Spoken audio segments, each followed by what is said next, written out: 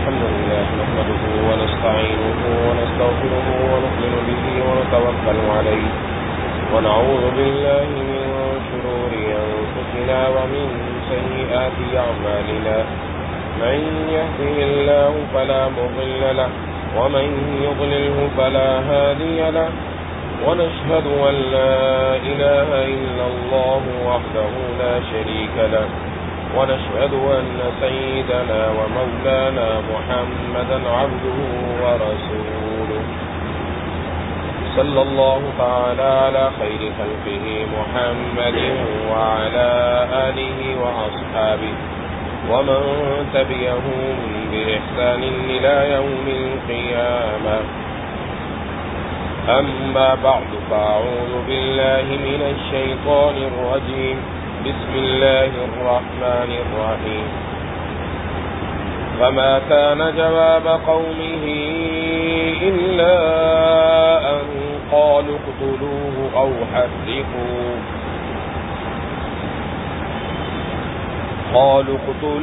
أو حرقوه فأنجاه الله من النار إن في ذلك لآيات لقوم يؤمنون فقال إنما اتخذتم من دون الله أوثانا مودة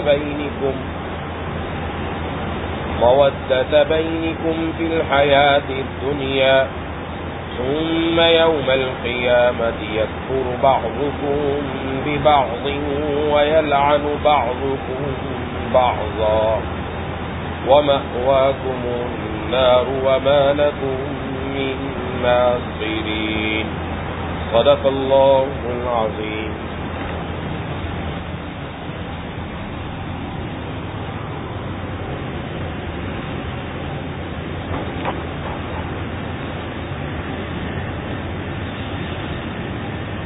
میرے دوستوں اور ساتھیوں اور میری ماؤں بہنوں اور بیٹیوں،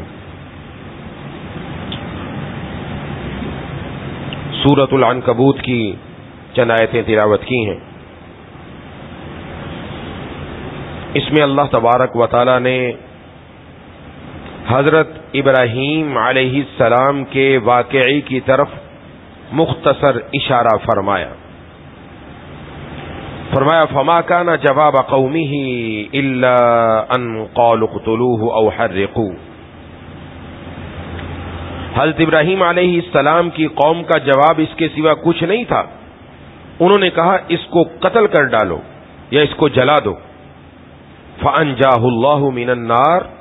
پھر اللہ نے حضرت ابراہیم علیہ السلام کو آگ سے بچایا. ان فی ذلک لآیات لقوم یؤمنون. یقیناً اس واقعے میں ان لوگوں کے لیے بڑی عبرتیں ہیں جو ایمان لائیں. وقال انما اتخذتم من دون اللہ اوثانا. حضرت ابراہیم علیہ السلام نے فرمایا تم نے اللہ کو چھوڑ کر بتوں کو مانا ہوا ہے. مودۃ بینکم فی الحیات الدنیا، جس کے ذریعے دنیاوی زندگی میں تمہاری آپس کی دوستی قائم ہے. ثم یوم القیامت یکفر بعضکم ببعض. پھر قیامت کے دن تم ایک دوسرے کا انکار کرو گے. وَيَلْعَنُ بَعْضُكُمْ بَعْضًا. اور ایک دوسرے پر لعنت بھیجو گے. وَمَأْوَاكُمُ النَّارُ. اور تمہارا ٹھکانہ دوزخ ہوگا. وَمَا لَكُمْ مِن نَاصِرِينَ. اور کوئی تمہارا مددگار نہ ہوگا. فَآمَنَ لَهُ لوط. پھر حضرت لوط علیہ السلام ان پر ایمان لے آئے. وَقَالَ إِنِّي مُهَاجِرٌ إِلَى رَبِّي. اور حضرت ابراہیم علیہ السلام نے فرمایا میں اپنے پروردگار کی طرف ہجرت کر کے جا رہا ہوں. انہ هو العزیز الحکیم. بے شک وہی ہے زبردست حکمت والا. ووهبنا له اسحاق ویعقوب. اور ہم نے انہیں اسحاق اور یعقوب عطا فرمائے. وجعلنا فی ذریته النبوة. اور ہم نے ان کی اولاد میں نبوت رکھی. والکتاب اور کتاب. وآتیناہ اجرہ فی الدنیا. اور ہم نے اس کا اجر انہیں دنیا میں بھی دیا. وانہ فی الآخرۃ لمن الصالحین. اور آخرت میں ان کا شمار یقیناً صالحین میں ہوگا. اس میں اللہ تبارک و تعالی نے سب سے پہلے 2 آیتوں میں حضرت ابراہیم علیہ السلام کا ذکر فرمایا، اور اس کو ہم تفصیل سے سورۃ الانبیاء کے اندر پڑھ کر آ چکے ہیں۔ جب حضرت ابراہیم علیہ السلام نے اپنی قوم کو اللہ کی طرف بلایا، دلائل بھی دیے، ان کے پاس دلائل کا جواب تو تھا نہیں، تو انہوں نے اپنی طاقت کا استعمال کیا، اپنی حکومت کا استعمال کیا، اپنے مادی اسباب کا استعمال کیا۔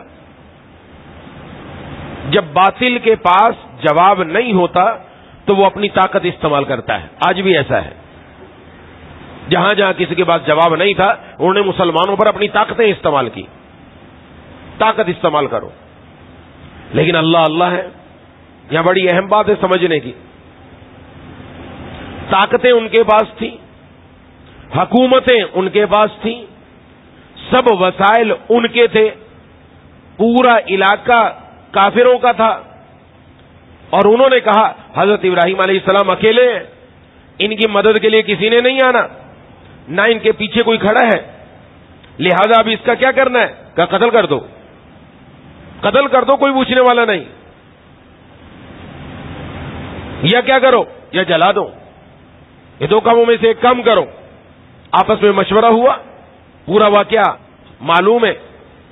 مشورہ کرنے کے بعد سب نے یہ طے کر لیا کہ جلا دیا جائے، لہذا آگ لگائی گئی۔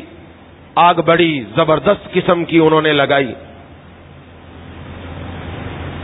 اسی لیے حضرت ابراہیم علیہ السلام کو دور سے منجنیق میں بٹھا کر دور سے پھینکا، کیونکہ قریب نہیں جا سکتے تھے، اتنی آگ بھڑک رہی تھی، اتنی کہ بعض جگہوں پر آیا کہ اس کے اوپر سے کوئی پرندہ اگر گزرتا وہ بھی جل کر نیچے، اتنی ابھر رہی تھی آگ۔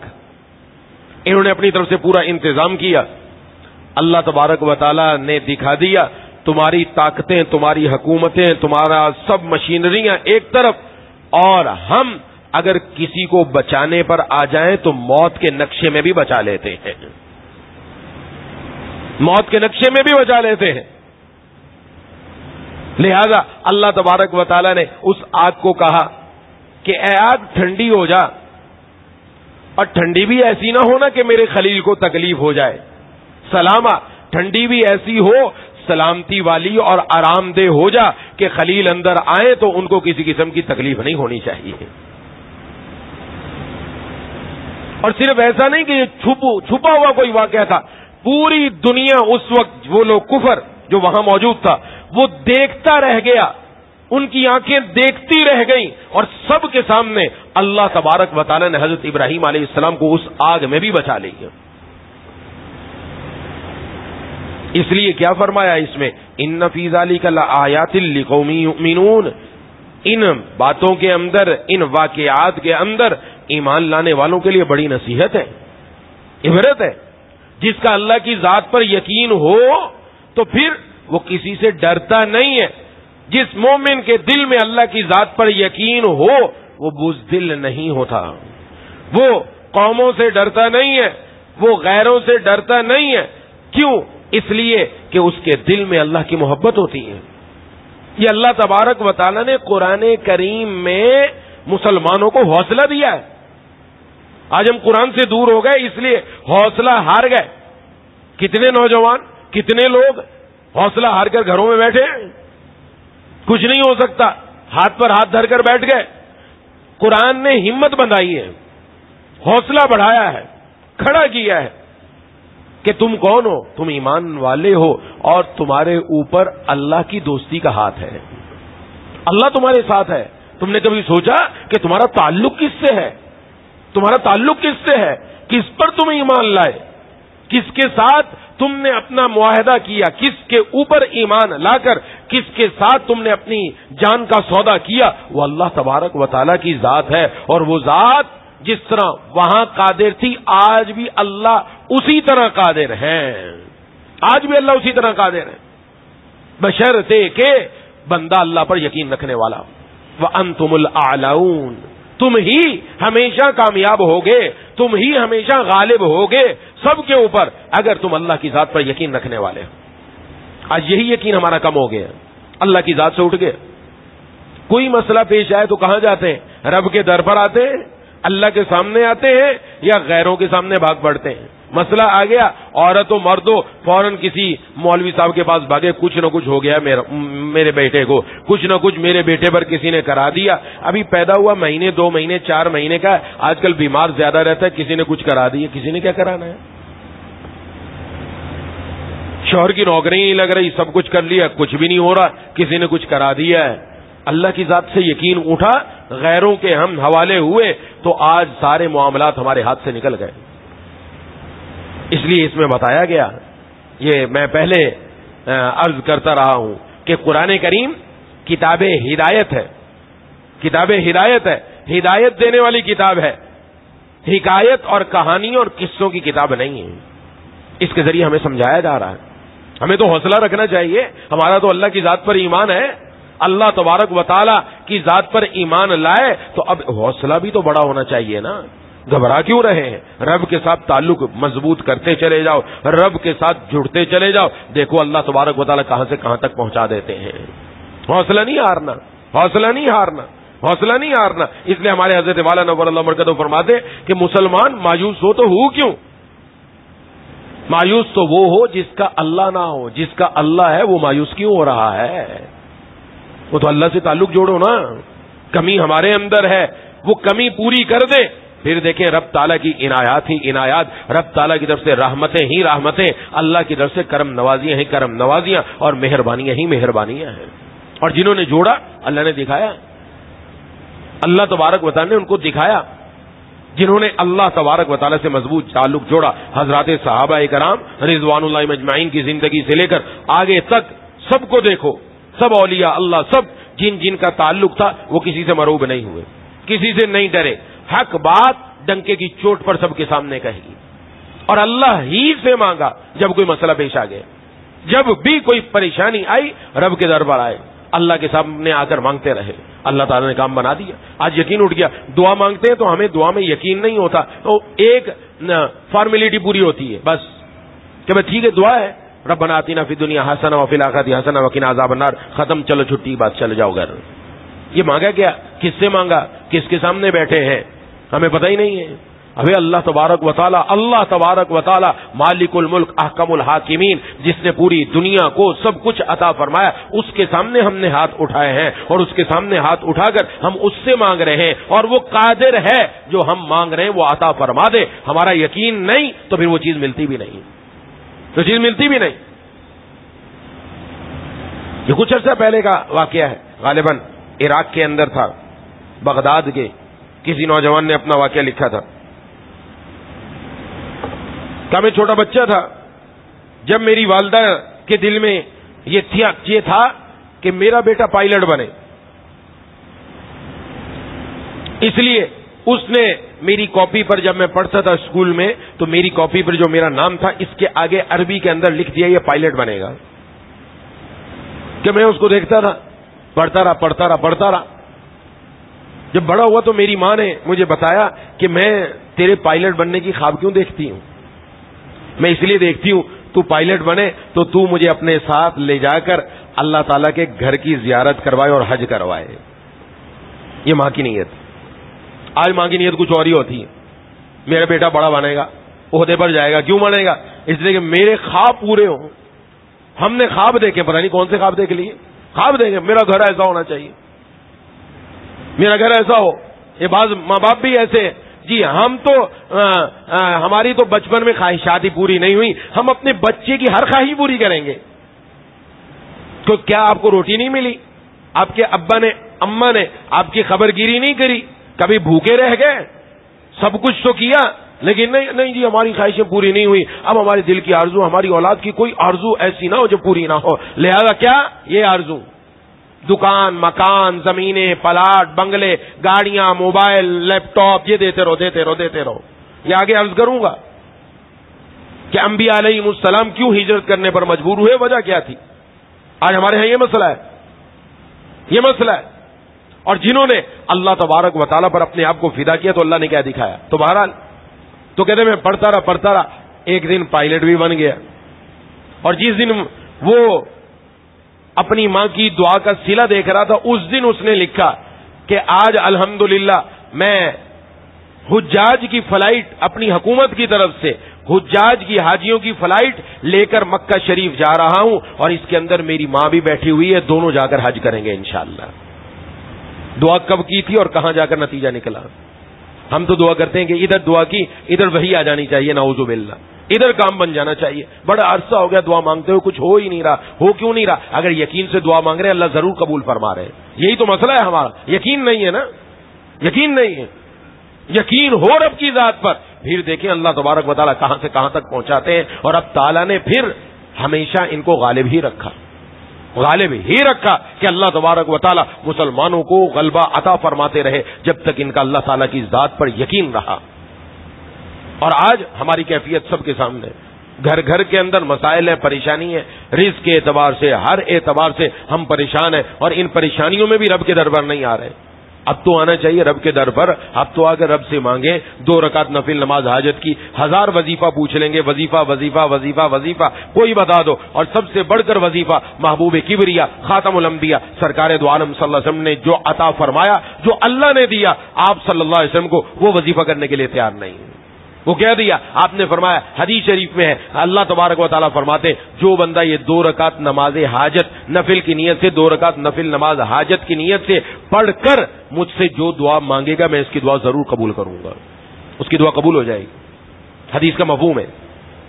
اور بندے کو کوئی بھی ضرورت ہو, فرمایا انسانوں سے ضرورت ہو, اللہ سے ضرورت ہو, اللہ سے وہ چیز لینی ہے, دنیا والوں سے کام پھنسا ہوا ہے, دنیا والوں سے لینا ہے, اللہ کے سامنے آ کر عرض کرے اور ہاتھ پھیلا دے, رب تعالیٰ کے سامنے آ کر گڑ گڑائے, پھر دیکھیں کام کہاں سے کہاں تک بنتا ہے. یہ تو واقعات اس پر اتنے ہیں کہ واقعات ختم نہیں ہوں گے اور یہاں ہمارا وقت ختم ہو جائے گا. اس لیے مجھے اور آپ کو اللہ تعالیٰ سے اپنا تعلق مضبوط کرنا ہے. مائیں اپنی اولاد کا ذہن یہ بنائیں اپنی اولاد کا ذہن کہ ان کا تعلق اللہ سے جوڑیں. بیٹا ہر چیز اپنے رب سے مانگو, اللہ سے مانگو, اللہ سے عرض کرو. اللہ سے عرض کرو گے اللہ تعالیٰ دلوا دیں گے انشاءاللہ.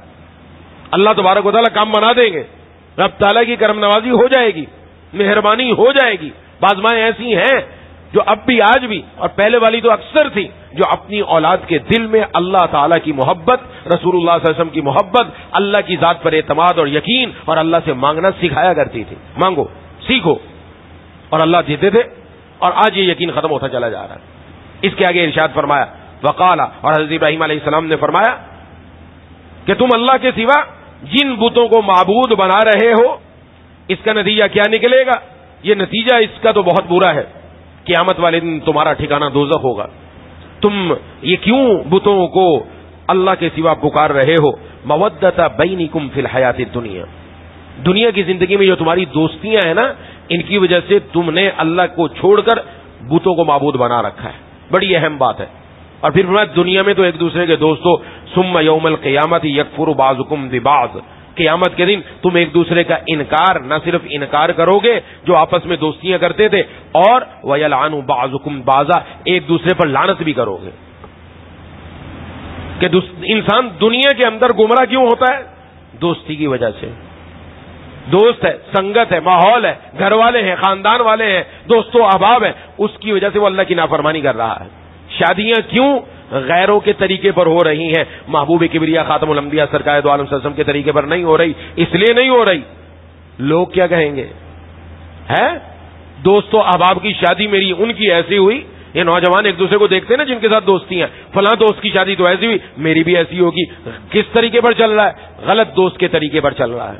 یہ دوستی گمراہ کر رہی ہے, ہٹا رہی ہے, بھٹکا رہی ہے. اس لیے جناب نبی کریم صلی اللہ علیہ وسلم نے فرمایا جب کسی کو دوست بناؤ تو دیکھ بھال کر بناؤ کہ تم دوستی کس سے کر رہے ہو. آج دوستی یہ ہے, یہی خاندان کے اندر یہی کزن وزن آپس میں سارے, پھر آخر میں نتیجہ کیا نکلتا ہے؟ وہی نتیجہ جو ہمارے سامنے قرآن نے واضح طور پر بتا دیا. قیامت میں ایک دوسرے کے منکر ہوں گے, کوئی ساتھ دینے والا نہیں ہے. وہاں تو ساتھ کیا دیتا ہے؟ وَمَا لَكُم مِّن نَاصِرِينَ, تمہارا کوئی مددگار بھی نہیں ہوگا. یہاں تو ایک دوسرے کے ساتھ دوستی ہیں. یہ ماحول, اس ماحول کے اندر رہ کر جہاں ہر طرف اللہ کی نافرمانی پھیلی ہوئی، اس ماحول میں رہ کر ان سے اپنے آپ کو بچانا ہے. اس لیے حضور صلی اللہ علیہ وسلم نے یہ فرمایا اپنے آپ کو بچا کے رکھو. یہ فرمایا دوستی تم کس سے لگاؤ، یہ دیکھ کر لگاؤ. یہ دنیا کے اندر ہم دیکھتے ہیں، بارہا ہمارے سامنے یہ مناظر آتے ہیں، جب گندا پانی کسی گھر کے باہر کھڑا ہوا ہو، گندا پانی یا کسی گلی میں کھڑا ہے، تو ہوا جب چل رہی ہوتی ہے، اگر ہم سامنے سے آ رہے ہوں، ہوا وہاں سے ہو کر آ رہی ہے، تو ہوا سے ہمیں پتہ چل جاتا ہے کہ وہاں پر کوئی گندگی پڑی ہوئی ہے. کیوں؟ اس ہوا کے اندر بدبو آ گئی. ہوا وہاں رکی نہیں ہے، اس گندگی کے اوپر سے ہو کر گزر گئی، لگ کر گزری. کوئی لمحے نہیں لگے، کوئی وہاں پر گھنٹے نہیں لگے، سیکنڈ کی بات ہے، نکل گئی. لیکن اس کا اثر ہوا میں منتقل ہو گیا. اور اگر وہی ہوا رات کے وقت رات کی رانی پر گزر کر جائے، گلاب کے پھولوں پر گزر کر جائے، تو ہمارے تک خوشبو پہنچتی ہے، پتہ چلتا ہے کہ آگے کہیں گلاب کے پھول رکھے ہوئے ہیں، آگے کہیں رات کی رانی لگی ہوئی ہے. کیا ہوا؟ ہوا وہاں سے گزر کر گئی اور خوشبو لگی، وہ خوشبو ہم تک پہنچ گئی. یہ یاد رکھیں، دوسرے کی جو دوستی ہے، دوستی کے اندر دوسرے کی بات، دوسرے کا عمل اتنی جلدی ہمارے اندر سرایت کرتا ہے. ہمارے اندر ہماری اٹھک بیٹھک کن کے ساتھ ہے، ہمارا رہنا سہنا کس کے ساتھ ہے، ہم اٹھ بیٹھ کس کے ساتھ رہیں، کون سنگت میں ہے، کن کے ساتھ دوستیاں ہیں، تو پتہ چل جاتا ہے جن کے ساتھ دوستیاں آج اسی کے چکر میں ہیں.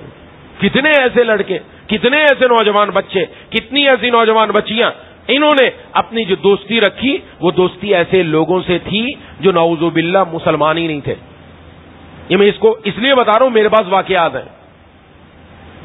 قادیانی تھا، غیر مسلم تھا، نتیجہ کیا نکلا؟ ہم نے اس سے شادی کرنی ہے. اور شادی کیسے ہوگی آپ کی؟ وہ تو کافر ہے، وہ تو مسلمان ہونے کے لیے تیار نہیں، اور نعوذ باللہ اس نے اپنا اسلام چھوڑا اور قادیانیت قبول کر کے نعوذ باللہ کفر کے اندر چلے گئے.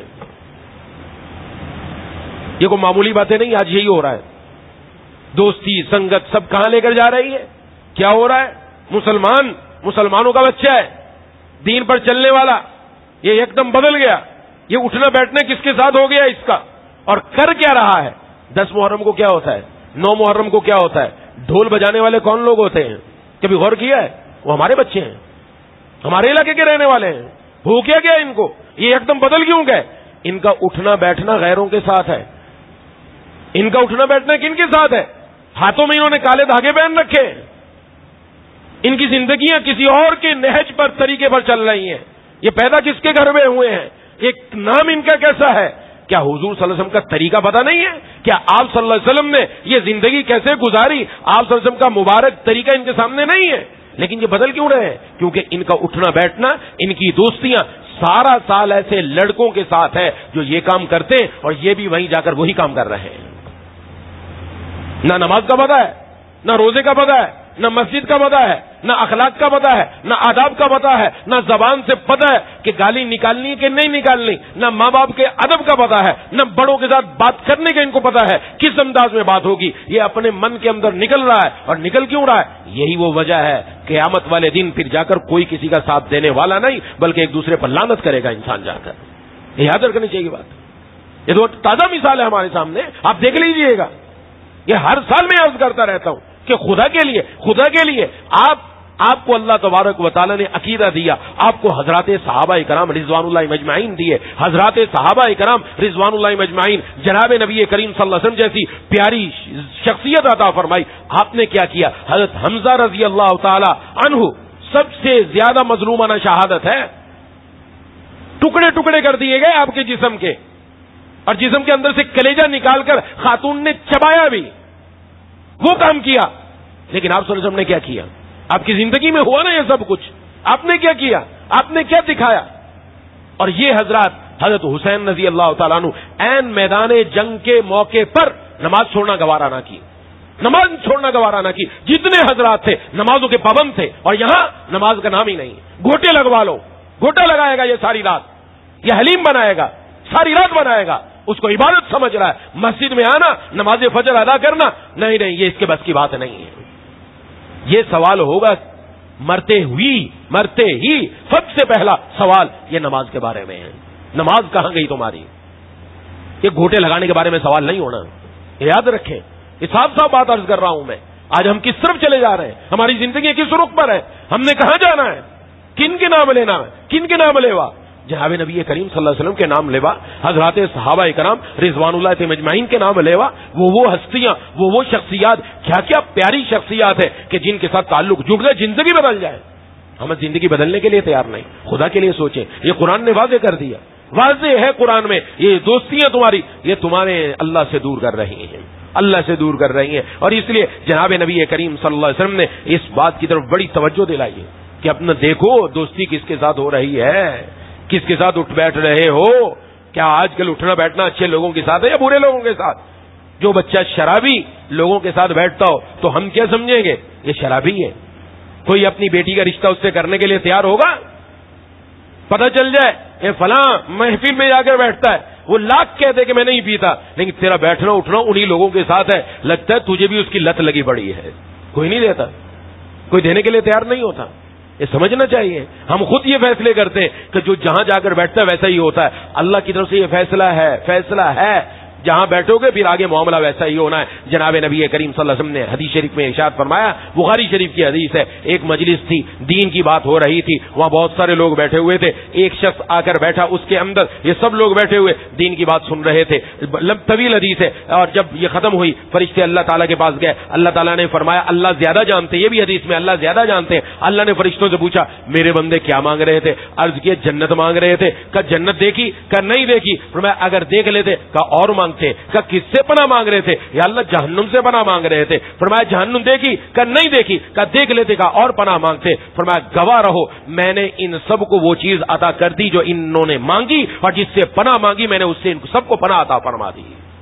یہ یقین رکھنا چاہیے، بخاری شریف کی حدیث ہے، اور الحمدللہ میں 100% یقین ہے اس مجلس کو بھی فرشتوں نے گھیرا ہوا ہے، رب تعالیٰ کی رحمت نے گھیرا ہوا ہے، اور اسی پر انشاءاللہ یہ فیصلہ ہوگا، اسی پر فیصلہ ہوگا۔ فرشتے عرض کرتے ہیں یا اللہ اس میں ایک شخص آیا تھا، وہ اپنی دنیاوی ضرورت کے لیے آیا، دین کی وجہ سے نہیں آیا، کوئی دوست بیٹھا تھا، کوئی جاننے والا بیٹھا تھا، کوئی رشتے دار بیٹھا تھا، اس سے ملنے کے لیے آیا کہ چلو میں بھی بیٹھ جاتا ہوں، بیان ختم ہوگا تو اس سے ملاقات کر لوں گا۔ وہ اس وجہ سے نہیں آتا کہ بیان سنوں۔ اس کے بارے میں کیا حکم ہے؟ حدیث شریف میں ہے، اللہ فرماتے ہیں کہ یہ ایسے لوگ ہیں ان کے پاس بیٹھنے والا بدبخت نہیں ہوتا، ہم نے اس کے بارے میں بھی یہی فیصلہ کر دیا جو ان کے بارے میں فیصلہ کیا ہے۔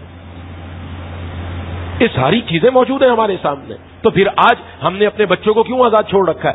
ماؤں سے، والد سے، بڑوں سے گزارش ہے، دیکھو نظر رکھو بچے کے اوپر، بچہ جا کہاں رہا ہے، کس کے ساتھ بیٹھ رہا ہے۔ آج کل بچے کا اٹھنا بیٹھنا تبدیل ہو رہا ہے، اخلاق بھی بدل جائیں گے، اور نعوذ باللہ ہاتھ سے ایمان جانے کا بھی بڑا خطرہ موجود ہے۔ آج سب سے بڑا ڈاکہ یہ ہے، اس کی طرف بڑی توجہ کی ضرورت ہے۔ اس لیے حضرات صحابہ کرام رضوان اللہ مجمعین یہ تو سب ایسے لوگ تھے، عجیب عجیب لوگ ہیں، کیسے کیسے لوگ ہیں۔ آپ صلی اللہ علیہ وسلم سے ایک مرتبہ ایک صحابی نے عرض کیا، اے اللہ کے رسول صلی اللہ علیہ وسلم قیامت کب قائم ہوگی؟ آپ نے ارشاد فرمایا تو نے کیا تیاری کر رکھی ہے؟ عرض کیا، جواب دیا، جواب یاد رکھنے کا ہے، اور یہ جواب میرا اور آپ کا نہیں ہے، یہ کن کا ہے؟ ان حضرات صحابہ کرام رضوان اللہ مجمعین کا جو اپنی جانیں بھی حضور کے لیے قربان کرنے کے لیے تیار ہیں۔ زبانی نہیں، عملاً کر کے دکھایا، عملاً کر کے دکھایا، عملاً کر کے دکھایا۔ ایسا نہیں ہے زبانی بات۔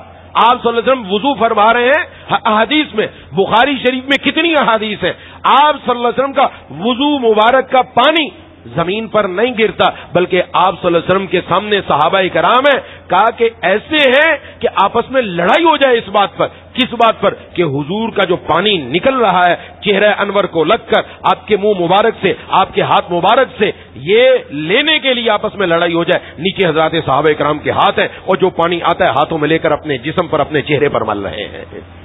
یہ بات کرنا آسان ہے، کر کے دکھانا بڑا مشکل ہے۔ سوچ لیں، کر کے دکھانا مشکل ہے، یہ ہے ان کی محبت۔ جو یہ عمل کر رہے ہوں ان کی زندگیاں کیسی ہوں گی، زندگیاں کیسی گزری۔ تو عرض کیا میں آپ سے محبت کرتا ہوں، میں اللہ اور اس کے رسول سے محبت کرتا ہوں، یہ میری تیاری ہے۔ آپ صلی اللہ علیہ وسلم نے فرمایا جو جس کے ساتھ محبت کرتا ہے قیامت کے دن اسی کے ساتھ اٹھایا جائے گا، جنت میں اسی کے ساتھ ہوگا۔ حضرات صحابہ کرام فرماتے ہمیں اس سے زیادہ کسی اور بات پر خوشی نہیں ہوئی، ایمان لانے کے بعد سب سے زیادہ خوشی یہ ہوئی کہ جنت میں بھی حضور کا ساتھ ملے گا انشاءاللہ۔ اور آگے ایک صحابی فرماتے آگے انہوں نے کیا کہا؟ انہوں نے کہا میں حضور سے بھی محبت کرتا ہوں، میں ابو بکر سے بھی محبت کرتا ہوں، میں عمر سے بھی محبت کرتا ہوں. سبحان اللہ. وہ اپنی محبت بتانے لگے کہ میری محبت کن لوگوں سے؟ میری محبت تو ایسی شخصیات سے ہے، ایسے لوگوں سے جن کا جنتی ہونا پکا ہے. جب میری محبت ان کے ساتھ ہے تو میری زندگی بھی ان کے مطابق، تو انشاءاللہ قیامت والے دن اللہ انہی کے ساتھ ہی کھڑا کر دیں گے انشاءاللہ. تو میں اور آپ دیکھیں ہمارا کہاں ہے، ہمارا تعلق کس طرف چلا جا رہا ہے. اور اس موقع پر حضرات صحابہ اکرام رضوان اللہ مجمعین ان کی زندگی سامنے رکھنی چاہیے. حضرت عمر فاروق رضی اللہ تعالی عنہ ان کی زندگی سامنے رکھو. حضرت ابوبکر صدیق رضی اللہ تعالیٰ عنہ، کیا کیا یہ حضرات تھے. ان سے محبت ہونا، ان جیسی اپنی زندگی بنائے نا، ان کو آئیڈیل بنائے نا، ان کو اپنے سامنے رکھے نا، ہماری زندگی تو ان کے مطابق ہو. میں سر کے بالوں سے لے کر پاؤں کے ناخن تک کیسا ہوں، میری مائیں بہنیں بیٹیاں انہوں نے کیا طریقہ اختیار کرنا ہے، وہ غیروں کے طریقے پر نہ جائیں. آج بچیوں کو شوق ہے ناخن بڑھا لیے جائیں، ناخن بڑھا کے کرنا کیا ہے، نیل پالش لگی پڑی ہے، بڑے بڑے ناخن کر رکھے. یہ تو ہماری مائیں ازواج مطہرات حضرات صحابیات کسی کا بھی طریقہ نہیں تھا رضوان اللہ علیہم اجمعین، کسی کا طریقہ نہیں تھا یہ ناخن بڑھانا، بلکہ حکم ہے ناخن کاٹو. ان کو مختلف قسم کے شوق پیدا ہو گئے. یہ شوق کہاں سے لے کر آئے؟ یہ انہوں نے لیے ہیں ہندوؤں سے لیے ہیں، غیروں کے طریقوں سے لیے ہیں. اپنی شادی کے اندر وہ لباس بنواتی ہیں بچیاں، جو لباس انہوں نے کسی ڈرامے کے اندر، فلم کے اندر، کسی گلوکارہ کے جسم پر دیکھا، آج وہی ہماری بچی کے جسم پر آ رہا ہے، جس کا نام فاطمہ ہے، جس کا نام خنسہ ہے، جس کا نام ہم نے ازواج مطہرات کے نام پر رکھا، حضور صلی اللہ علیہ وسلم کی بیٹیوں کے نام پر رکھا، جن کا نام صحابیات کے نام پر رکھا. آج وہ اپنا لباس کیسا پہن کر آ رہی ہیں کہ آنکھیں دیکھتے ہوئے شرما جائے، انسان زمین کھلے اور اس کے اندر ڈوب کر مر جائے، وہ لباس پہن کر آ رہی ہیں کہ غیرت گوارا نہ کریں. کہاں جا رہے ہیں؟ دوستیاں. یہ دوستیاں کہاں سے کہاں تک پہنچا رہی ہیں، کہاں سے کہاں لے کر جا رہی ہیں. اور حضرت ابوبکر صدیق رضی اللہ تعالیٰ کی دوستی کس سے تھی؟ جناب نبی کریم صلی اللہ علیہ وسلم سے تھی. ایسے ایسے پاک لوگ ہیں، پاکیزہ لوگ ہیں. حضرت عمر فاروق رضی اللہ تعالیٰ آپ صلی اللہ علیہ وسلم نے ہمیشہ جب ذکر کیا ایک ساتھ ذکر کیا دونوں کا، فرمایا یہ اسی طرح ہم قیامت کے دن اٹھائے جائیں گے. حضرات صحابہ اکرام رضوان اللہ مجمعین ذکر کرتے تو وہ بھی ان دونوں کا ساتھ ذکر کرتے اور کہتے حضور آئے، ساتھ ابو بکر بھی آئے، ساتھ عمر بھی آئے. دونوں کا ذکر ساتھ ہے کیونکہ انہوں نے حضور صلی اللہ علیہ وسلم پر اپنی جانیں فدا کی، جان فدا کرنے کے لیے تیار تھے، ہر کچھ قربان کر دیا. یہ زندگیاں ان کے سامنے رکھیں. یہ اس لیے میں عرض کر رہا ہوں آج یہ بھی مسئلہ ہے، حضرات صحابہ کرام رضوان اللہ مجمعین پر لب کشائی کی جاتی ہے، ہونٹ کھولے جاتے ہیں، زبان نکالی جاتی ہے اور اپنی طرف سے جو منہ میں آیا بول دیا، اپنی طرف سے جو منہ میں آیا بول دیا. نعوذ باللہ. پتہ نہیں انسان کہاں سے کہاں تک پہنچ رہا ہے، کیا کیا باتیں کر رہا ہے. بندہ جائے تو جائے گا. ایسی ایسی باتیں میں آپ کو بیان نہیں کر سکتا زبان سے کیا جملہ نکال رہا ہے انسان.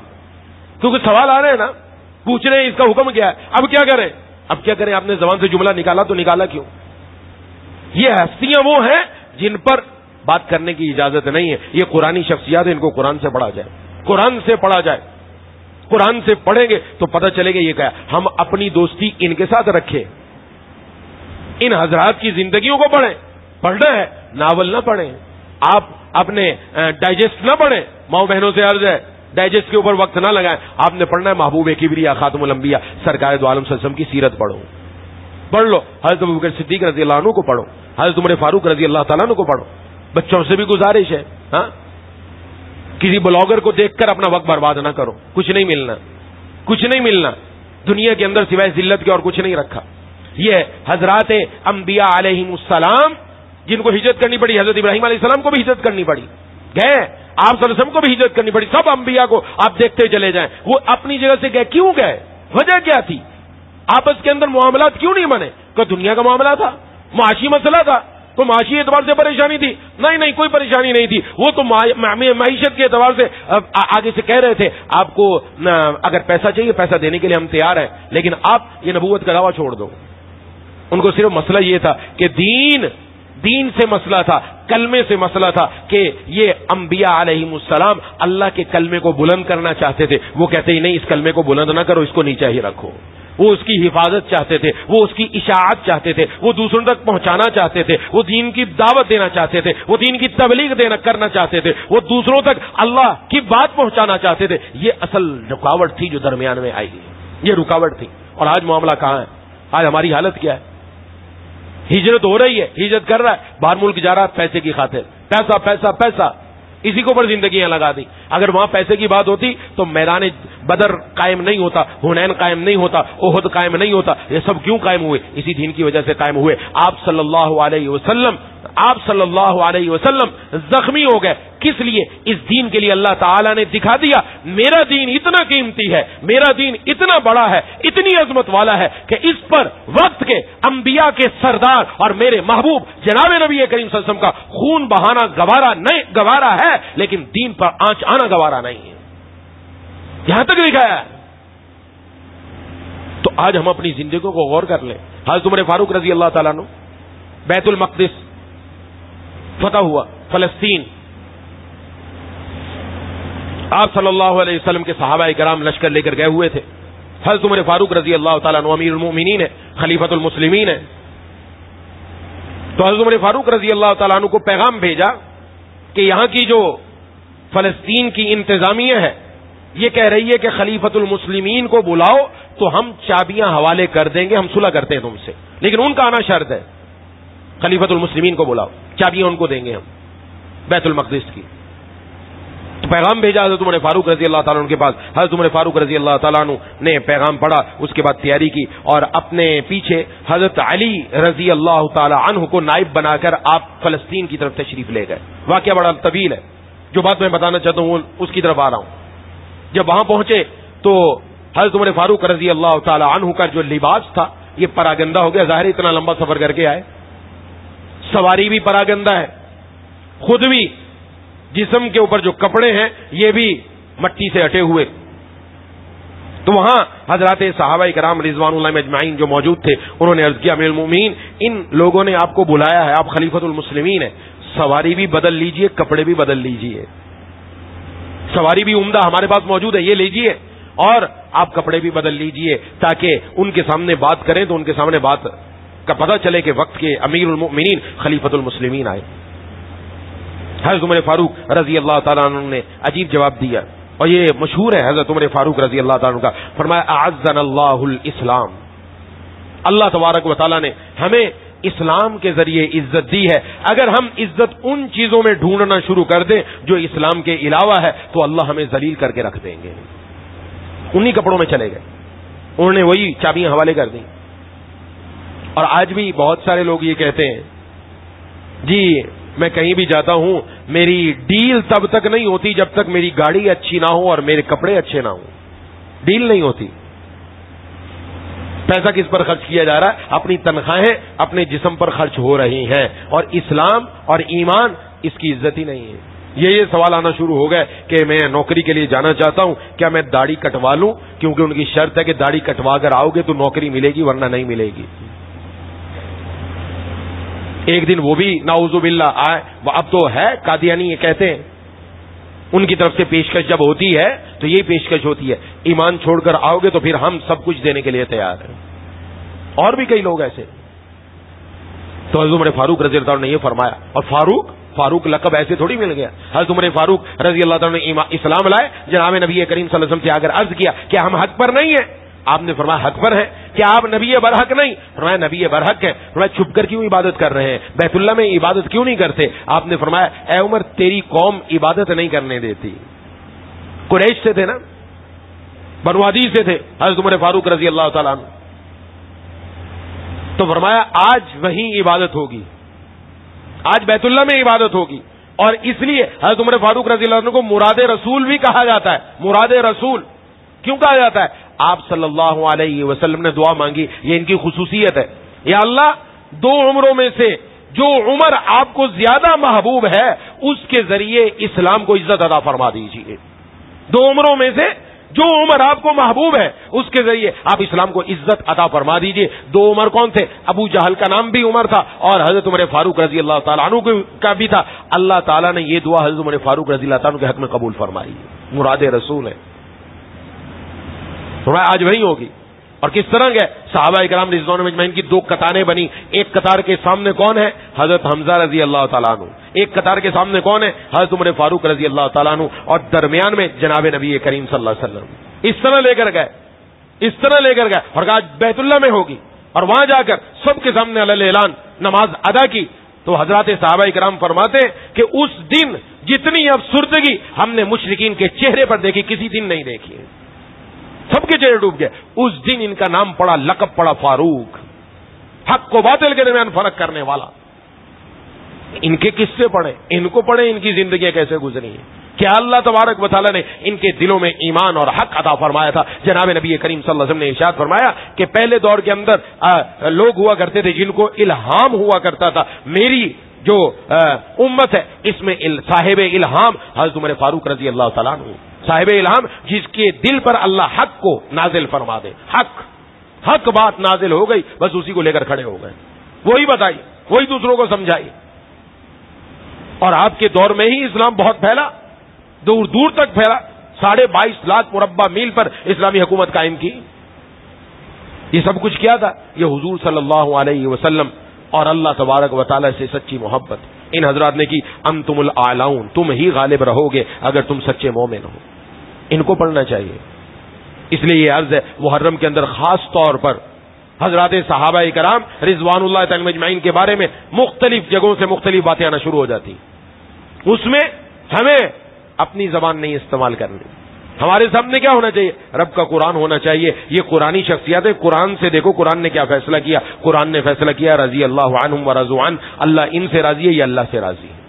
ان کے بارے میں دیکھنا ہے. بخاری شریف دیکھو، مسلم شریف دیکھو، ترمذی شریف دیکھو، ابو داؤد دیکھو، ابن ماجہ دیکھو، نسائی شریف دیکھو، اور مسند احمد بن حنبل دیکھو. بڑی بڑی کتابیں یہ دیکھو، ان میں کیا لکھا ہے. جناب نبی کریم صلی اللہ علیہ وسلم کے فرامین، آپ کی زبان سے سوائے وحی کے کچھ نہیں نکلتا. آپ نے کیا کیا ارشاد فرما دیا ان کے لیے. یہ اس لیے درمیان میں تھوڑی سی بات میں نے عرض کی کہ اپنے ذہن کو صاف رکھنا چاہیے حضرات صحابہ کرام رضوان اللہ اجمعین کے بارے میں. اور خاص طور پر یہ حضرات بڑی بلند شخصیات ہیں، بلند شخصیات. ان کے بارے میں صرف اتنا ہی نہیں کہ مسلمان کہتے تھے کہ جناب نبی کریم صلی اللہ علیہ وسلم کے ساتھ حضرت ابوبکر صدیق رضی اللہ عنہ، حضرت عمر فاروق رضی اللہ تعالیٰ عنہ، بلکہ جب میدان احد کے موقع پر جناب نبی کریم صلی اللہ علیہ وسلم کے بارے میں مشہور ہوا کہ آپ کو شہید کر دیا گیا، یہ بات پھیلا دی گئی، منافقین کی طرف سے پھیلائی گئی تھی، پھیلا دی گئی. اور اس وقت بظاہر مسلمان پیچھے ہٹے اور ایک جگہ جا کر کوہ پہاڑ کے دامن میں پناہ لی. وہاں پر آپ صلی اللہ علیہ وسلم بھی، حضرت ابوبکر صدیق رضی اللہ تعالیٰ عنہ بھی، حضرت عمر فاروق رضی اللہ تعالیٰ عنہ بھی، یہ سب موجود تھے. تو ابو سفیان رضی اللہ تعالیٰ عنہ جو اس وقت اسلام نہیں لائے تھے، بعد میں اسلام لائے، وہ پہاڑ کی اس طرف آئے، ان کو نہیں پتا تھا کہ یہاں یہ حضرات ہے. تو آ کر زور سے آواز لگائی، کیا محمد زندہ ہے؟ آپ صلی اللہ علیہ وسلم نے اشارہ کیا جواب نہیں دینا. پھر انہوں نے پوچھا ابو بکر ہیں، زندہ ہیں؟ اب یہاں سے دیکھیے مشرکین کو بھی پتا تھا کہ آپ صلی اللہ علیہ وسلم کے بعد دوسرے نمبر پر کون ہے. پھر کہا عمر زندہ ہے؟ تو حضرت ابوبکر رضی اللہ تعالیٰ عنہ کے بھی جواب نہیں، آپ نے اشارہ کر دیا. جب حضرت عمر رضی اللہ تعالیٰ عنہ کا نام لیا تو آپ چونکہ حق گو تھے، فوراً کھڑے ہوئے، فرمایا اللہ کے دشمن آپ صلی اللہ علیہ وسلم بھی زندہ ہیں، اور ابو بکر بھی زندہ ہے، اور عمر بھی زندہ ہے. یہ وہ حضرات ہیں جن کے بارے میں کسی قسم کی لب کشائی کی اجازت نہیں. اس لیے اپنی زندگیوں میں ہمارے ایمان کو بچا کر اپنی قبر تک لے جانا، یہ سب سے بڑی خوش نصیبی کی بات ہے. آج کے دور میں ایمان بچا کر جانا ہے، ایمان بچا کر جانا ہے. اللہ نے تو قرآن میں فرمایا حضرات صحابہ جیسا ایمان لاؤ گے تو قابل قبول ہے. وہ جن جن پر ایمان لائے ان کا ایمان کیا تھا، وہ ایمان وہ معتبر ہے، ان کو معیار قرار دیا ہے ہمارے سامنے. ہم ان کے مطابق اپنی زندگی دیکھیں نا، ان کے مطابق دیکھیں، ان شخصیات کو اپنے سامنے لائیں کہ یہ حضرات وہ ہیں جو اللہ کا چناؤ ہیں، اللہ کا چناؤ ہیں. ان کو سامنے رکھ کر اپنی زندگی گزاریں. میں اپنے سر کے بالوں سے لے کر پاؤں کے ناخن تک، اور خواتین بھی دیکھیں اپنی زندگیوں کو ازواج مطہرات کے مطابق کہ ان کی زندگی کس کے مطابق گزر رہی ہے. نیا اسلامی سال شروع ہوا، یہ ہمارے لیے تنبیہ ہے، ہمارے لیے یہاں خبردار ہونا بھی ہے کہ ہماری زندگی میں 1 سال کم ہو چکا ہے. اب آگے ہم 1 سال موت کے قریب ہو چکے ہیں. ہمیں اپنی زندگیوں میں بدلاؤ لانا چاہیے، اپنی زندگی کو بدلنا چاہیے. اور بدلنے کا طریقہ یہی، یہ جو ہم قرآن کریم کی آیات پڑھتے ہیں، قرآن کریم کی آیات سنتے ہیں، اس میں جو اللہ کا مطالبہ ہے اس مطالبے کو پورا کیا جائے. اس لیے 2 ہی باتیں عرض ہیں. پہلی بات، اپنے اللہ کی ذات پر یقین مکمل رکھا جائے. جتنا یقین ہوگا اتنا کام بنے گا. اللہ کی ذات پر یقین مکمل. کوئی مسئلہ ہو جائے کہیں جانے کی ضرورت نہیں، رب کے در پر آؤ. رب کے در پر آ کر سب سے پہلے اللہ سے مانگو، سب سے پہلے اللہ سے مانگو. یہ واقعہ میں 12 عرض کر چکا ہوں کہ ایک مسجد میں ایک صاحب نماز پڑھ کے جب جانے لگے دیکھا مسجد خالی ہے، ایک کونے میں ایک آدمی بیٹھا ہوا بہت ہی زار و قطار رو رہا ہے، زار و قطار رو رہا ہے.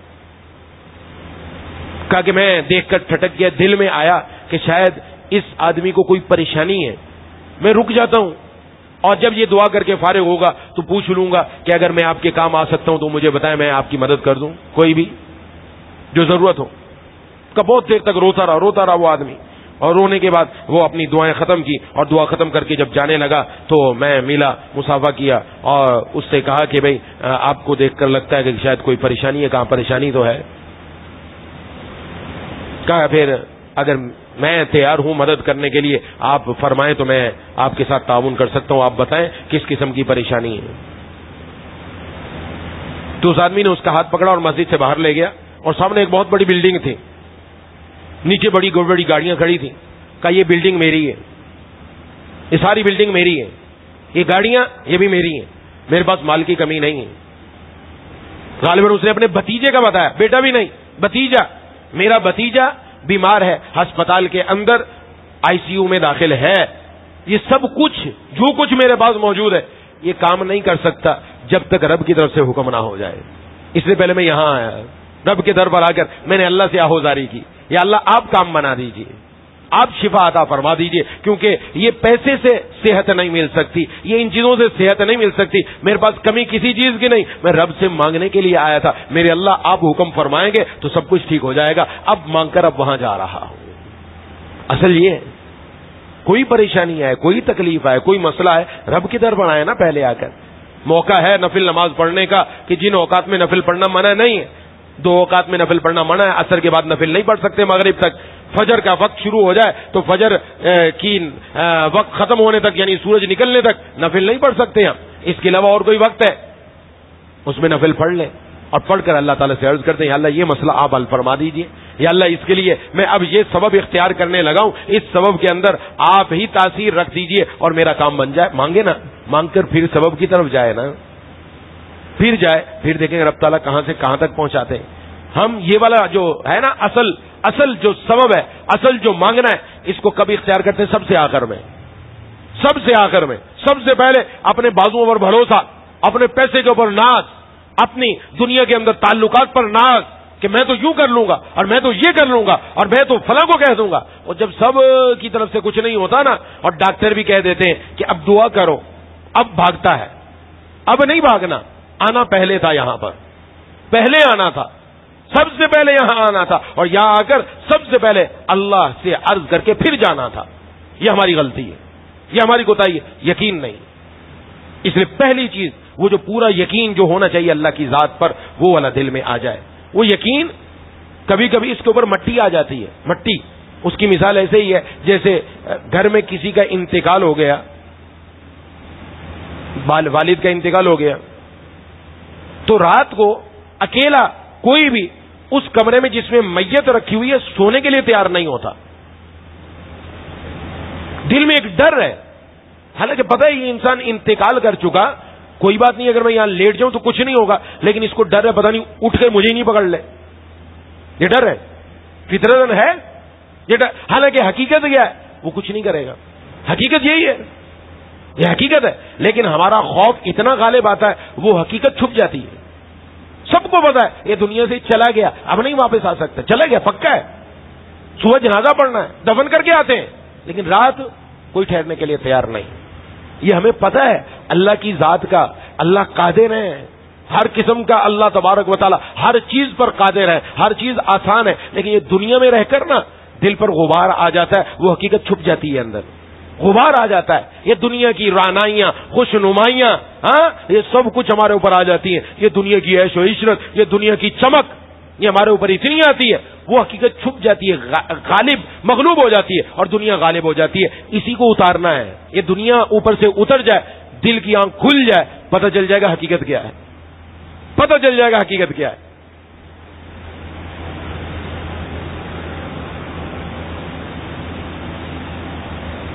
اس لیے اس بات کا اہتمام کرنے کی ضرورت، جس کو میں نے عرض کر دیا کہ بری صحبت کی بجائے نیک صحبت اختیار کریں. ان لوگوں کے پاس بیٹھیں جن کی دل کی آنکھ کھلی ہوئی ہے، جن کے دل کے اوپر سے غبار اترا ہوا ہے، ان کے پاس جا کر بیٹھیں گے، ہمارے دل کا غبار بھی اترے گا، اور جب غبار اترے گا کام بن جائے گا. اور اس کے لیے میں پہلے بارہا عرض کرتا رہا، قرآن کی تلاوت کا اہتمام کریں. قرآن کی تلاوت ایسی ہے کہ قرآن کریم کی تلاوت کی وجہ سے اللہ تبارک و تعالی دل کا غبار اتار دیتے ہیں، دل کا زنگ اتار دیتے ہیں، دل کو آئینے کی طرح شفاف کر دیتے ہیں. ہر ایک تجربہ کر کے دیکھ لیں، اپنے بچوں کو اس طرف لگائیں. وہ آدمی جو اللہ سے دور ہو، جس کو دین کی بات سمجھ میں نہ آ رہی ہو، اس سے صرف یہی عرض کریں کہ بیٹا روز ایک پاؤ قرآن پڑھ لیا کرو، ایک رکوع پڑھ لیا کرو، روز پڑھنے دیں، تھوڑا تھوڑا پڑھنے دیں. چند دن بعد پتہ چلے گا تھوڑی تبدیلی آ رہی ہے، بدل رہا ہے. آج کل اس کی زندگی میں کچھ بدلاؤ آ رہا ہے. کتنے لوگ ہیں جن کے بارے میں ہم سنتے ہیں کافر، آئے روز واقعات ہے نا، فلاں مسلمان ہو گیا، فلاں مسلمان ہو گیا، فلاں مسلمان ہو گیا. اس مسلمان ہونے کی وجہ وہ کیا بیان کرتا ہے؟ کبھی آپ نے سوچا ہے؟ آپ اگر دیکھیں گے وہ وجہ یہ بیان کرے گا، میں نے کو مسلمانوں کی کتاب پڑھی اور کئی دن اس کا مطالعہ کیا. حالانکہ اس کو پتا ہے یہ مسلمانوں کی کتاب ہے، لیکن ان کے اندر ہے پڑھ کر دیکھوں میں. جب پڑھا، اس پڑھنے کا اثر یہ ہوا کہ دل کا رنگ ہی بدل گیا. حضرت عمر فاروق رضی اللہ تعالیٰ عنہ پر کس چیز نے اثر کیا تھا؟ اس قرآن کی تلاوت نے اثر کیا تھا. قرآن نے دل کی دنیا بدل دی. ادھر حضور کی دعا، ادھر قرآن کی تلاوت، اور بڑے بڑے بدل گئے. یعنی کافر پر، اس کے دل پر قرآن کی تلاوت کا اثر ہوتا ہے، مسلمان کے دل پر نہیں ہوگا کیا؟ ہوگا، ضرور ہوگا. اس لیے عرض ہے خدا کے لیے قرآن کی تلاوت شروع کر دیں. جتنا ہو سکے پڑھیں، جتنا ہو سکے پڑھیں. آگے جائیں تو بہت اچھا ایک پارہ پڑھیں، مردوں سے بھی، خواتین سے بھی، ماؤں بہنوں بیٹیوں سے بھی، اور سب بچوں سے، جوانوں سے، بوڑھوں سے، سب سے ایک دوسرے کو اس طرف لگاؤ کہ پڑھنا ہے، پڑھنا ہے. ایک پارہ پڑھ لو، ایک پارہ نہیں پڑھ سکتے نیچے کی طرف آ جائیں. آدھا پارہ پڑھ لو، آدھا نہیں پڑھ سکتے ایک پاؤ پڑھ لو، ایک پاؤ نہیں پڑھ سکتے ایک رکوع تو پڑھو میرے دوستوں، ایک رکوع پڑھ لیں، پڑھ لیں. اس سے دیکھیں یہ دل کی جو اوپر غلبہ ہے نا دوسری چیزوں کا، یہ اترنا شروع ہوگا تو پھر کام بننا بھی شروع ہو جائے گا. اور پھر جب دل صاف ہو جائے گا تو پھر ہر چیز صاف ستھری نظر آئے گی. آئینہ بنتا ہے رگڑے لاکھ جب کھاتا ہے دل، آئینہ بنتا ہے رگڑے لاکھ جب کھاتا ہے دل. کچھ نہ پوچھو دل بڑی مشکل سے بن پاتا ہے دل.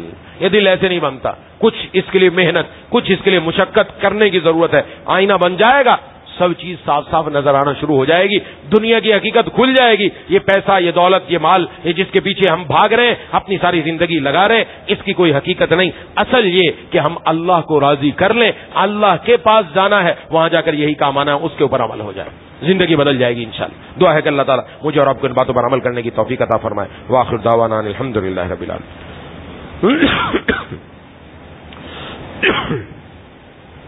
بسم اللہ الرحمن الرحیم. الحمد للہ رب العالمین الرحمن الرحیم مالک یوم الدین. ایاک نعبد و ایاک نستعین. اهدنا الصراط المستقیم صراط الذین انعمت علیہم غیر المغضوب علیہم ولا الضالین. اللهم صل علی سیدنا و مولانا محمد وعلی آل سیدنا و مولانا محمد وبارک وسلم. مولا کریم، اے الہ العالمین، اے ارحم الراحمین، یا ذا الجلال والاکرام، یا اللہ ہم سب کے تمام صغیرہ کبیرہ گناہوں کو معاف فرما دے. یا اللہ میرے دل میں، سب ساتھیوں کے دل میں، سب خواتین کے دل میں اخلاص پیدا فرما دیجیے. ریا اور نفاق سے ہم سب کی حفاظت فرما لیجیے. مولا کریم اے الہ العالمین ہمارا بل بیٹھنا قبول فرما لیجیے. یا اللہ یا ارحم الراحمین، اگرچہ نالائق ہے، اگرچہ ہمارا بال بال گناہوں میں جکڑا ہوا ہے، لیکن ہیں آپ کے بندے مولا، آپ کے محبوب سرکار دو عالم صلی اللہ علیہ وسلم کے امتی ہیں. ہم آپ کے سامنے ہاتھ اٹھائے ہوئے بیٹھے ہیں مولا. اے الہ العالمین، اے ارحم الراحمین، یا ذا الجلال والاکرام، ہم قبر کی ہولناکیوں کو نہیں سہ سکتے، ہم جہنم کے عذاب کو نہیں سہ سکتے. یا اللہ ہم آپ کے محبوب سرکار دو عالم صلی اللہ علیہ وسلم سے محبت کرتے ہیں. ہم حضرت ابوبکر صدیق، حضرت عمر فاروق، حضرت عثمان غنی، حضرت علی المرتضی اور تمام صحابہ کرام سے محبت کرنے والے ہیں. مولا کریم قیامت والے دن انہی کی صف میں ہم سب کو شامل فرما دیجیے گا. مولا کریم انہی جیسی اپنی زندگی بنانے کی توفیق عطا فرما دے. ہماری دل کی آنکھ کھول دیجیے مولا کریم. ہمارے دلوں پر جو زنگ آ چکا، یا اللہ جو دنیا کا غبار آ چکا، اس کو اتار کر اس دل کو صاف و شفاف فرما دے. اے الہ العالمین، اے ارحم الراحمین، آپ کی بہت نعمتیں ہیں ہم پر. آپ نے ہمیں حضور کی امت میں پیدا کیا، ہمیں مسلمانوں کے گھر میں پیدا کیا، کلمے کی دولت سے نوازا، قرآن کی دولت سے نوازا. آپ نے ہمیں مسجد میں آنے کی توفیق دی، ہمیں نمازوں کی توفیق سے نوازا، ہمیں بہن بھائیوں، ماں باپ، بیوی بچوں کی نعمت سے نوازا۔ آپ کی تو نعمتیں اتنی ہیں کہ ان کا شمار نہیں کر سکتے۔ مولا کریم اے الہ العالمین، ہم آپ سے آپ ہی کو مانگ رہے ہیں یا اللہ، ہم آپ کا بننا چاہ رہے ہیں۔ ہماری زندگیوں کا ایک بڑا حصہ آپ سے دوری میں گزر گیا مولا، آپ کے بغیر، آپ کی یاد کے بغیر یا اللہ یا الہ العالمین، آپ کی ناراضگی کے ساتھ ہم اس دنیا کے اندر زندگی نہیں گزار سکتے۔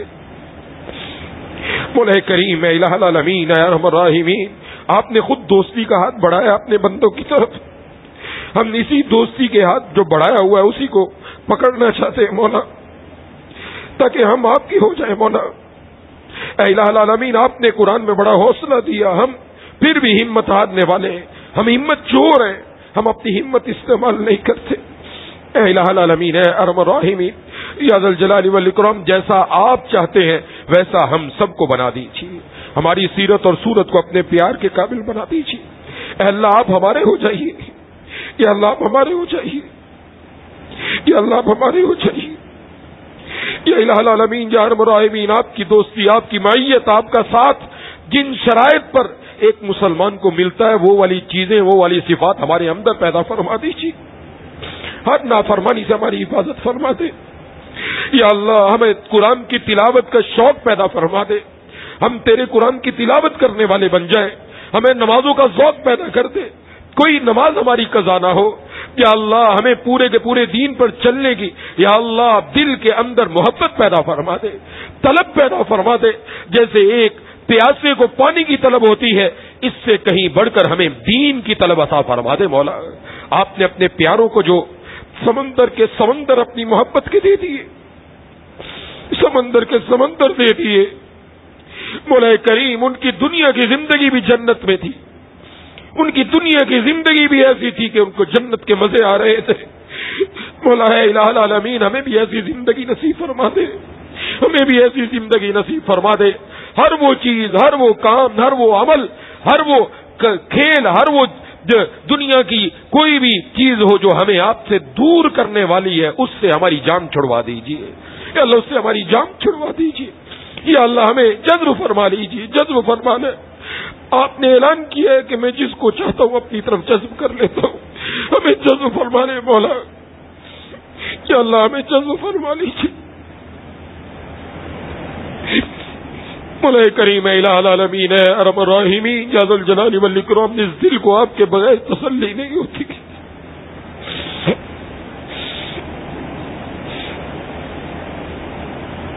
مولا کریم الہ العالمین ارحم الراحمین یا ذا الجلال والاکرام، اپنے حبیب محبوب کبریا خاتم الانبیاء سرکار دو عالم صلی اللہ علیہ وسلم کے صدقے یا اللہ ہماری پوری امت کی مغفرت فرما دیجیے یا الہ العالمین یا ارحم الراحمین۔ اپنے گھر بیت اللہ کی بار بار زیارت کی توفیق عطا فرما دے، اپنے محبوب سرکار دو عالم صلی اللہ علیہ وسلم کے روضے پہ حاضری کی توفیق عطا فرما دے مولا کریم الہ العالمین ارحم الراحمین۔ اس سے پہلے ہمیں اپنے اندر بدلاؤ لانے کی توفیق عطا فرما دے، ایسی سیرت اور صورت بنانے والا بنا دے جو محبوب کبریا خاتم الانبیاء سرکار دو عالم صلی اللہ علیہ وسلم کی صورت اور سیرت جیسی ہو۔ یا الہ العالمین ارحم الراحمین، جہاں ہمارے اندر کوتاہی ہیں وہ دور فرما دیجیے یا اللہ، ہم سب کا خاتمہ ایمان پر نصیب فرما کر یا اللہ ہمیں قبر کے عذاب سے بچا کر یا اللہ قبر کی منزل آسانی سے طے کروا کر قیامت والے دن یا اللہ اپنے محبوب سرکار دو عالم صلی اللہ علیہ وسلم کے ہاتھوں حوض کوثر نصیب فرما کر بغیر حساب و کتاب کے یا اللہ جنت میں جناب نبی کریم صلی اللہ علیہ وسلم کا پڑوس نصیب فرما دیجیے، ان کے قدموں میں جگہ نصیب فرما دیجیے، ان لوگوں میں شامل فرما دے جو آپ صلی اللہ علیہ وسلم کے صحابہ کرام کی صف میں کھڑے ہوں گے، ہمیں بھی انہی میں شامل فرما دے مولا کریم الہ العالمین ارحم الراحمین۔ محروم نہ فرمائیے، محروم نہ فرمائیے، محرومی کا لفظ ہماری زندگیوں سے نکال دیجیے۔ ہمارے یا اللہ گھر والوں کو، بیوی بچوں کو، بہن بھائیوں کو، سب کو، رشتہ داروں کو، سب کو یا اللہ دین پر چلا دیجیے، سب کو دین پر چلا دیجیے یا اللہ، سب کو دین پر چلا دیجیے مولا کریم الہ العالمین ارحم الراحمین یا ذا الجلال والاکرام۔ یا اللہ جو کچھ مانگ سکے وہ بھی عطا فرما، جو مانگنا چاہیے تھا نہیں مانگا، بغیر مانگے نصیب فرما، بغیر مانگے نصیب فرما دیجیے، بغیر مانگے نصیب فرما دیجیے۔ ہمارے اپنے دل کی بیٹری قرآن کریم کی تلاوت سے چارج کرنے کی توفیق عطا فرما دے یا اللہ یا الہ العالمین اپنا ذکر کرنے کی توفیق عطا فرما، ہمارے اخلاق اچھے فرما دیجیے، ہماری زبان، ہماری آنکھ اور ہمارے کان کو ہر قسم کے گناہوں سے بچا لیجیے، اے الہ العالمین پاک دامنی کے ساتھ زندگی گزارنے والا بنا دیجیے، یا اللہ ہماری نوجوان نسل کو یا اللہ حفاظت کے ساتھ رہنے کی توفیق عطا فرما، ان کی آگے کی زندگی آسان فرما دیجیے، یا اللہ سب جتنے بھی حاضرین مجھ سمیت موجود، خواتین موجود، جن کے لیے دعا کرانا چاہتے تھے، اپنے لیے کرانا چاہتے تھے، جو جائز تمنا ہے سب پوری فرما دیجیے، مجھ سمیت سب کی دعائیں قبول فرما دیجیے۔ اللهم كل خير لكل مسلم ومسلمة، اللهم ارحم امة محمد صلى الله عليه وسلم، ربنا تقبل منا انك انت السميع العليم وتب علينا انك انت التواب الرحيم، صلى الله تعالى على خير خلقه محمد وعلى آله واصحابه اجمعين برحمتك يا ارحم الراحمين، آمين يا رب العالمين۔